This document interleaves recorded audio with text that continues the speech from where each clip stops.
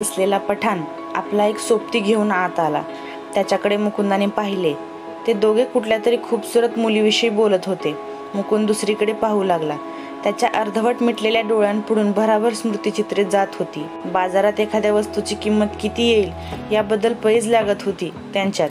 मुकुंदाचे लक्ष आपल्याकडे आहे असे पाहताच ते चपापले व गप्प बसले। पलीकडे बसलेल्या एका मुलीकडे पाहताच त्याला सुलभेची आठवण झाली। आपली बहीण कशी असेल, सुलभा तिच्या शुश्रूषेला राहिली असेल की कंटाळून परत गेली असेल हे त्यालाच नक्की ठरवता येईना। कालची आपली वागणूक वेडेपणाची होती असे त्याला वाटले। आपण पुण्याला जाणार हे पाहताच सुलभेने आपल्या बहिणीपाशी राहण्याचे कबूल केले हा तिच्या मनाचा थोरपणा।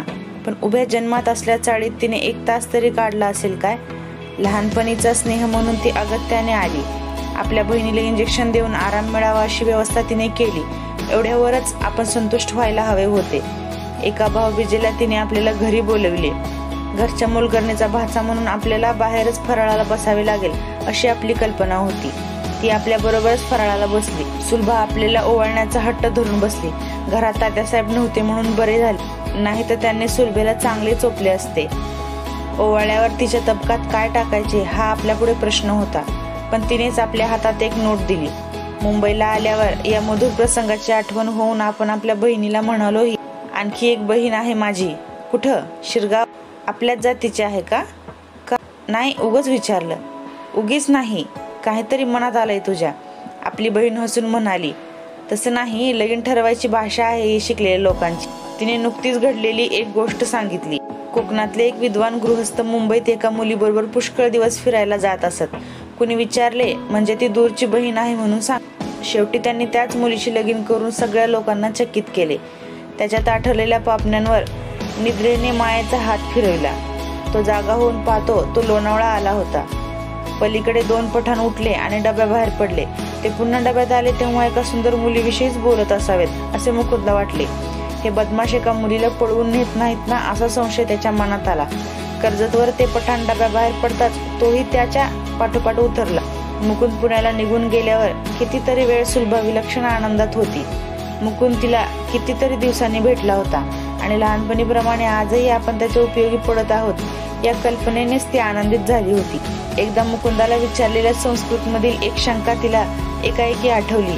भांडारकरांच्या पुस्तकाचे 24 धडे व्हायच्या आतच ती शेवटचे श्लोक लावायला लागली होती। त्यातील का ते कांता याचा अर्थ त्याने हळूहळू तिच्याकडून घेतला होता। तो कळताच तिने एकदम त्याच्याकडे पाहत तुझी बायको कोण असे म्हटले होते आणि त्याने उत्तर दिले होतं, लगीनच करायचं नाही मला। कोणाच्या तरी आग्रहावरून तात्यांनी एक गवयाचे गाणे केले होते। घरी रात्री कॉफीचे पेले विसरायला मदत व्हावी म्हणून मोलकरणीला ठेवून घेतले होते। मुकुंद आपल्या मावशीला शोधायला आला। गाणे आहे म्हटल्यावर तोही राहिला। मनोहरचे 2-3 श्रीमंत मित्र आले होते। ते चांगले लोड तक्क्यानं टेकून बसले। शाळेतला हुशार विद्यार्थी असूनही त्यांनी मुकुंदाला काही आत बोलवले नाही। तो थोडा वेळ घुटमळत राहिला आणि अंधारातून तडक घरी जायला निघाला। आपण अगदी खालच्या पायरीवर त्याला गाठले। तो पुढे गेला नाही पण परतही आला नाही। गाणे संपेपर्यंत आपण दोघेही त्याच पायरीवर बसून राहिलो। नंतर कॉफी प्यायलाही तो तयार नव्हता, पण आपण अगदी गळ्याची शपथ घातली तेव्हा त्याने ती घेतली। मात्र सुलूताई, तू जन्मभर अशीच राहशील का असे वाक्य त्याने का उद्गारले हे आपल्याला त्यावेळी मुळीच कळले नाही। मुकुंद आपल्या आयुष्यात आला नसता तर आपण मॅट्रिक सुद्धा पास झालो नसतो। कुठल्या तरी वकिलाची अगं डॉक्टरची बायको होऊन त्या नात्यावर एखाद्या गावात वकिलीनबाई अगं डॉक्टरीनबाई म्हणून मिरवीत बसलो असतो असे तिला कॉलेजात गेल्यावर अनेकदा वाटे। पण पुढे मुकुंदाची मावशी मेल्यावर तो कुठे आहे काय करतो हे तिला कधीच कळले नाही। आज एकाएकी ते स्वप्न पुन्हा सत्यात उतरले होते। मुकुंदाची बहीण जागी झाल्यामुळे सुलभेची विचार शृंखला तुटली। सुलभा कोण आहे हे कळताच कृतज्ञतेने तिच्या डोळ्यात पाणी उभे राहिलं। तिला स्वस्तपणा मिळावा म्हणून सुलभा दार लोटून बाहेर आली। जवळचा अरुंद जिना, भर दिवसा खोलीसमोर दिसणारा अंधार, कोठेतरी किंचाळणाऱ्या मुलांचा विचित्र स्वर आणि विलक्षण वासांचे मिश्रण घेऊन आल्यामुळे त्रासदायक वाटणारी वाऱ्याची झुळूक यांच्यामुळे तिचे मन अप्रसन्न झाले। त्या खोलीत सुलभेला झोप येणे शक्यच नव्हते। नुसते पडून राहावे ना म्हणून मुकुंद दुपारी ज्या ट्रंकेतून थोडेसे सामान घेऊन गेला होता त्या ट्रंकेत काही पुस्तके असली तर पाहावी या इच्छेने ती उठली। 2-3 इंग्रजी पुस्तके मिळाली, पण नावावरून ती नकोशी वाटली। शोधता शोधता एक जाड नोटबुक तिच्या हाताला लागले.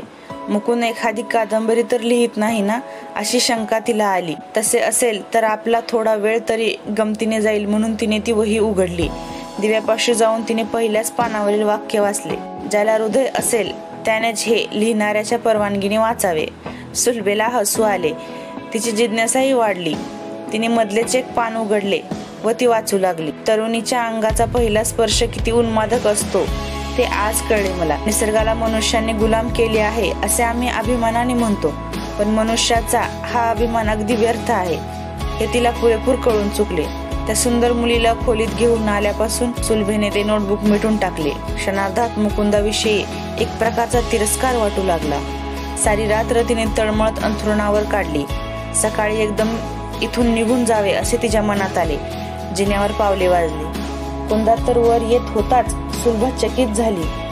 तो एका सुंदर तरुण मुलीला बरोबर घेऊन आला होता. सुलभेला पाहताच ती मुलगी झटकन पुढे आली आणि हसत हसत म्हणाली, लहानपणी पोटभर लपंडाव खेळला नव्हता वाटतं सुलभाताई.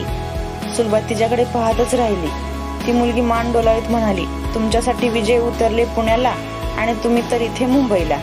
सुलभा गोंधळात पडलेली पाहून मुकुंद म्हणाला, या केशरबाई, या तुमच्या कोण? त्या स्वरात असा काही वृक्षपणा होता की मुकुंद चमकून स्तब्धच राहिला. सुलभेच्या डोळ्यापुढे अक्षर नाचत होती. स्त्रीचा पहिलाच स्पर्श किती उन्मादक असतो. केशरबाई मुकुंदच्या घरी का आल्या असतील? हे रहस्य काय असेल? पाहूयात पुढच्या भागात. तोपर्यंत नमस्ते.